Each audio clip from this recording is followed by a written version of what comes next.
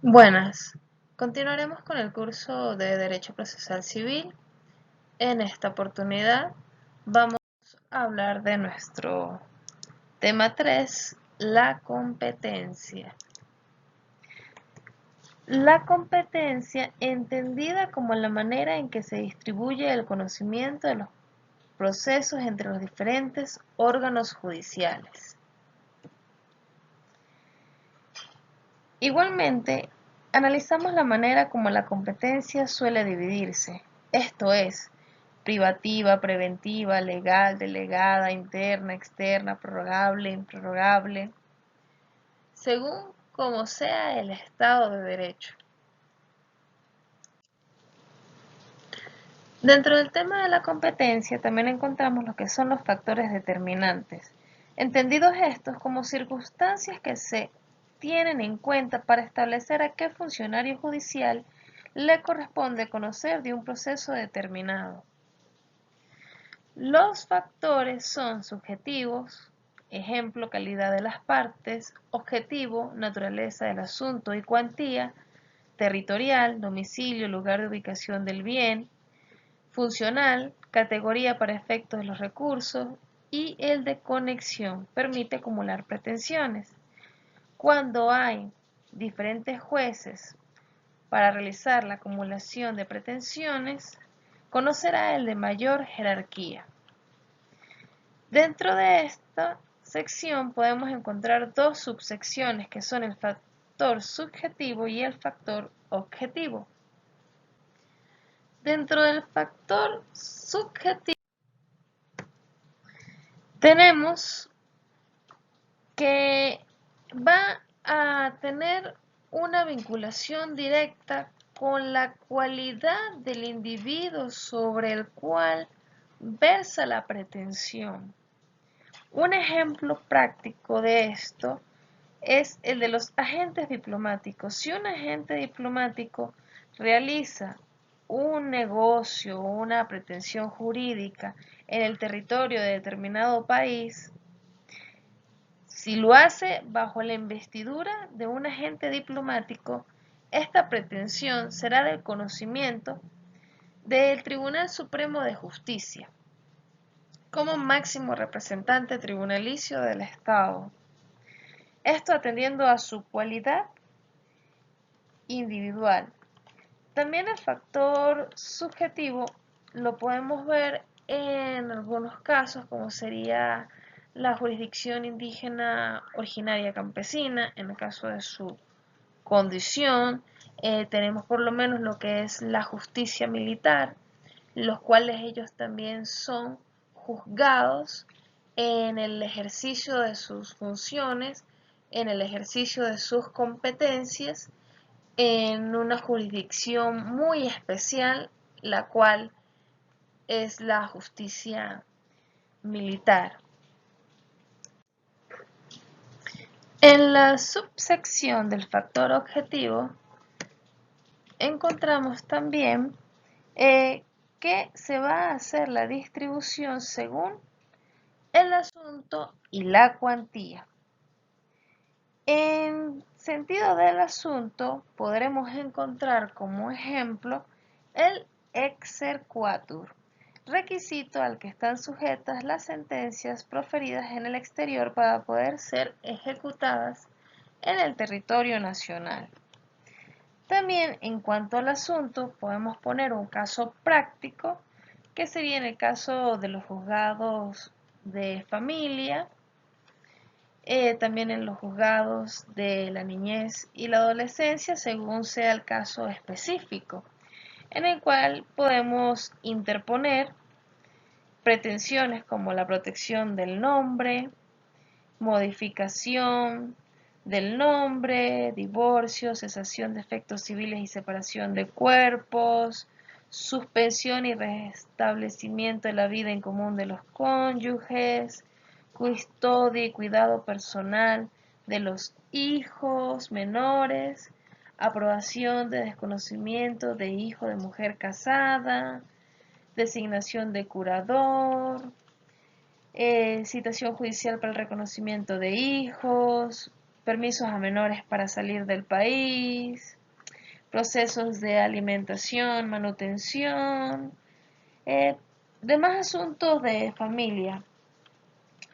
También tenemos entre otros como lo son la aceptación o reputación de la legítima que hace el incapaz, para determinar los costos de crianza y de educación cubiertos por otra persona, para designar un curador adicional. Bueno, son los competentes para dirimir asuntos en cuanto a materia civil. Niños, niñas y adolescentes. Bueno, de hecho también lo que es infancia, niñez y adolescencia es una rama del derecho que se desprende de lo que es propiamente el derecho civil, pues anteriormente pertenecía al derecho civil propiamente. Lo único bueno que con el avance de las legislaciones se han hecho las especializaciones correspondientes para que puedan tener mayor conocimiento tanto los jueces como los demás funcionarios que forman parte del proceso. También podemos poner en el ejemplo a los jueces agroambientales, los cuales conocen de asuntos que recaen sobre bienes rurales, ambientales, tiene su especificidad. Cuando hablábamos del factor objetivo, decíamos que estaba distribuido por el asunto y por la cuantía. Cuando hablamos de la cuantía, vamos a entender la cuantía como el valor que se toma como referencia para determinar la competencia. En este ámbito de aplicación, la cuantía puede asumir tres modalidades: mayor, menor y mínima cuantía. Según la cuantía que tenga la pretensión, la cual puede estar establecida directamente en la pretensión, en la demanda, por ser o recaer sobre un bien, o también puede recaer sobre una obligación y entonces en ese caso tener un valor referencial. La obligación de pintar una pared, por ejemplo, en un contrato que se realice entre las partes, entonces la cuantía va a ser el valor que tenía el cumplimiento de la obligación por lo cual habían pactado. Estos son unos ejemplos para comprender un poco más lo que es la cuantía y cómo se lleva a cabo aquella clasificación y en base a qué se realiza. También se presenta el caso cuando la cuantía no aparece demostrada con los documentos allegados a la demanda, como acontece, por ejemplo, en los procesos declarativos. Es señalada por el demandante en la demanda con base en las reglas que para tal efecto establece la ley procesal. Si se formula una sola pretensión, el objeto sobre el que ella recae es el que va a determinar la cuantía. En el caso de los procesos divisorios, es el bien materia de la comunidad. En el caso de los procesos posesorios, el bien objeto del despojo o perturbación. En los procesos de tenencia, el valor del bien sobre el que ella recae. Y en los de servidumbre, la estimación. Ampliando un poco más el tema de la cuantía, en la acumulación concurrente, varias pretensiones, cuando tenemos tres modalidades. Cuando se cobra o reclama el reconocimiento de una pretensión principal y otra u otras accesorias, todas con fundamento en un mismo título, se suman para establecer la cuantía. Se entiende por accesorios, como el mismo texto legal los denomina, los frutos, intereses, multas o perjuicios, siempre que sean consecuencia de la pretensión principal y provengan de la misma relación jurídica. La segunda modalidad de la acumulación concurrente es cuando las varias pretensiones tienen todas la calidad de principales y se originan en un mismo título, entendiendo por tal, según la concepción de Giuseppe Chiovenda, citado por el profesor Hernando Morales en su libro Derecho Procesal Civil de 1973, si provienen de una misma relación jurídica material, aunque esté contenida en diferentes documentos, la cuantía se determina sumándolas todas. La tercera modalidad de la acumulación concurrente es cuando varias pretensiones tienen todas las calidades de principales, pero se originan en diversa relación jurídica sustancial. Es el caso contrario al anterior, pues supone la existencia de varios contratos o relaciones jurídicas que se toman independientes unas de otras, aunque desde luego tienen aspectos conexos que permiten tramitarlas en un mismo proceso. El ejemplo de que estemos hablando, en el caso de la deuda, de un mismo acreedor y un mismo deudor que hayan pactado diferentes contratos por diferentes razones.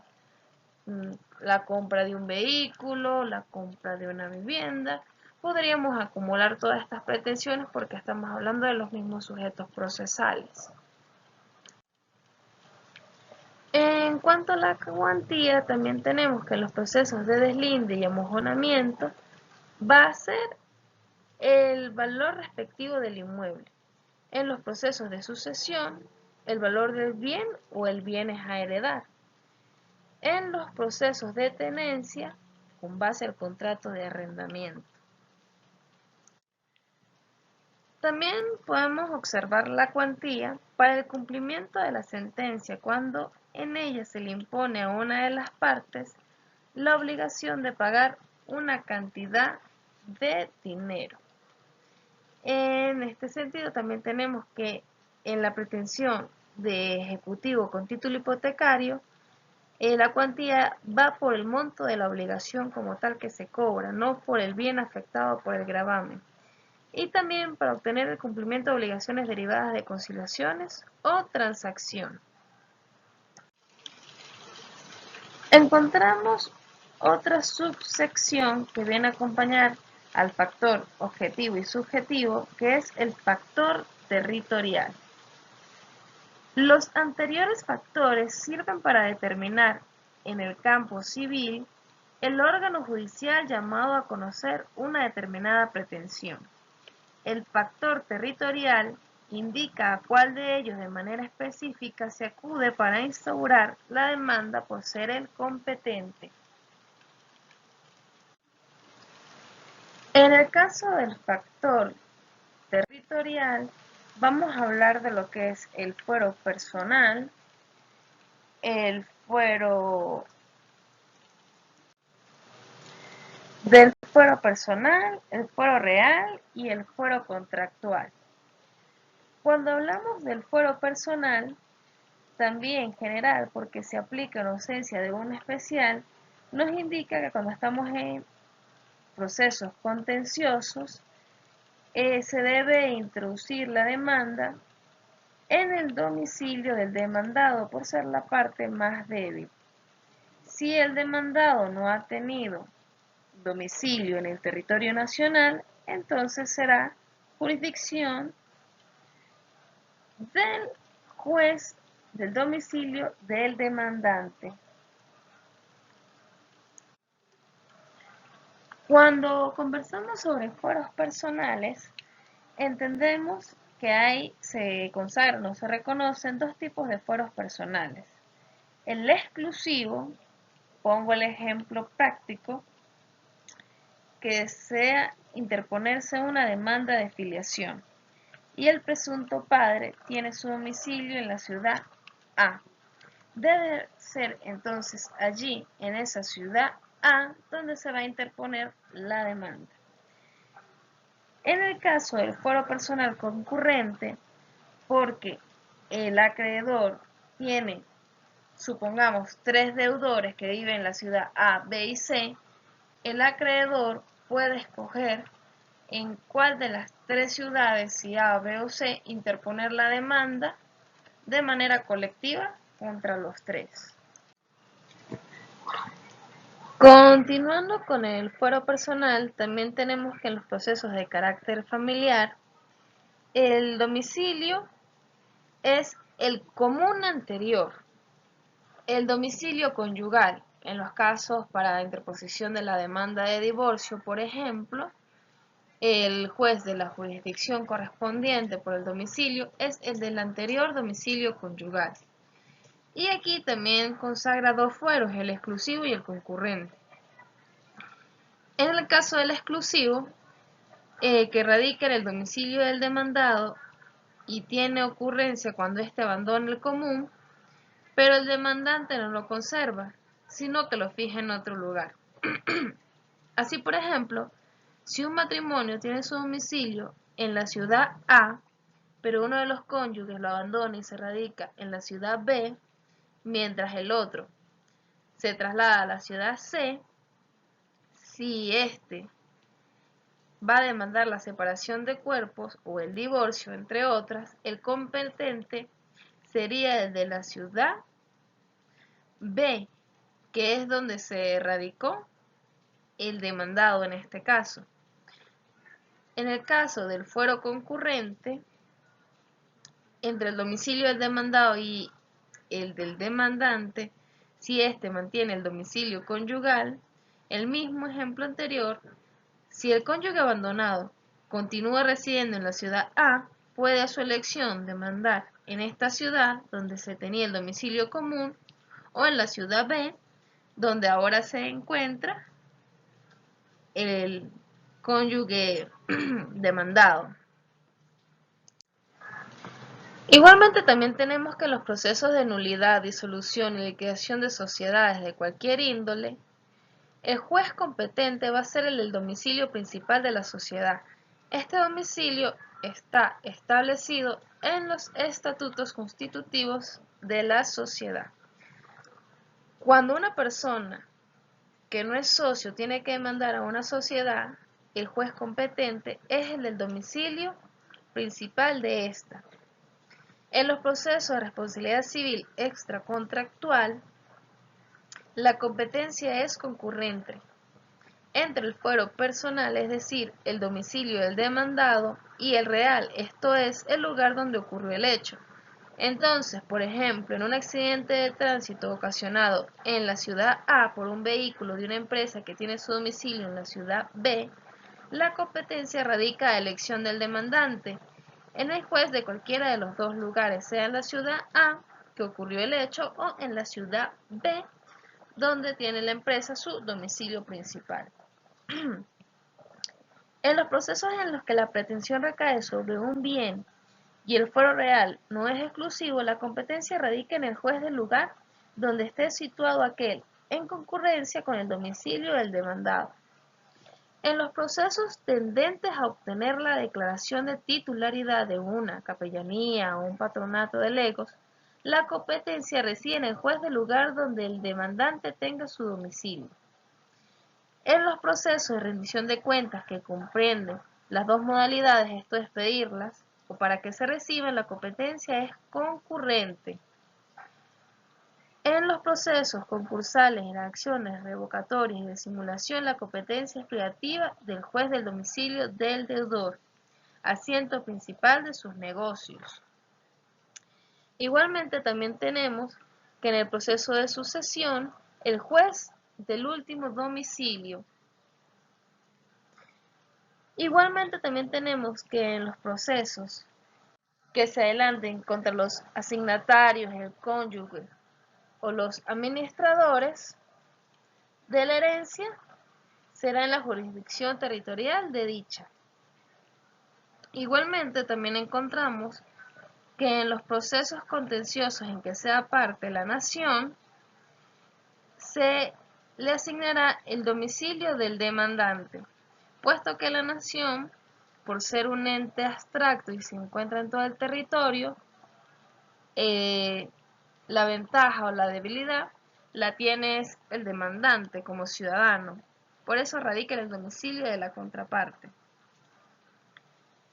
En los procesos contenciosos en que forme parte un departamento o un municipio, igualmente será en la jurisdicción que corresponda, en la principal del municipio, distrito o departamento. En los procesos de jurisdicción voluntaria, el juez del domicilio del peticionario. En los procesos de familia, cuando se ve involucrado un niño, niña o adolescente, será en el domicilio del menor. Y en la práctica de pruebas anticipadas de requerimientos y diligencias a varias, va a ser el juez del domicilio, el de la residencia de la persona con quien se cumple el acto que tiene la competencia. Las pruebas anticipadas se refieren específicamente al interrogatorio de parte, la inspección judicial, el reconocimiento de documentos, la expedición de libros y papeles, el dictamen pericial y la recepción de testimonios. En el caso de la rendición de testimonios, se aplica más que todo en los casos que por fuerza mayor el testigo no puede asistir. También tenemos lo que es el fuero real, llamado así por determinarse según el lugar donde esté, situado bien sobre el que recae la relación jurídica material controvertida. Igualmente también tenemos lo que es el fuero real, es concurrente con el personal, es decir, que la competencia radica a elección del demandante en el lugar donde se encuentra el bien o en el domicilio del demandado. Igualmente también tenemos lo que es el fuero contractual, el cual va a estar determinado por la voluntad de las partes. En el fuero contractual, las partes determinan dónde va a ser el sitio donde se va a ejecutar la obligación, o también pueden determinar dónde va a ser el sitio en el cual se va a llevar a cabo la demanda en el caso de que tuvieran algún dilema o algún inconveniente judicial. También se establece por el contrato donde se va a realizar. Bien, la obligación puede cumplirse en la ciudad A, pero en caso de inconveniente, los tribunales competentes serán los de la ciudad B. Con esto terminamos una parte del tema de la competencia. Nos quedaría la parte final del tema para el siguiente video. Por acá también les dejo algunas referencias de algunas páginas que pueden visitar para ampliar sus conocimientos sobre los temas aquí tratados. Igualmente pues pueden consultar lo que son los manuales de derecho procesal, el Código Procesal Civil y la ley del órgano judicial. Sin más por referir, los esperamos en el siguiente video.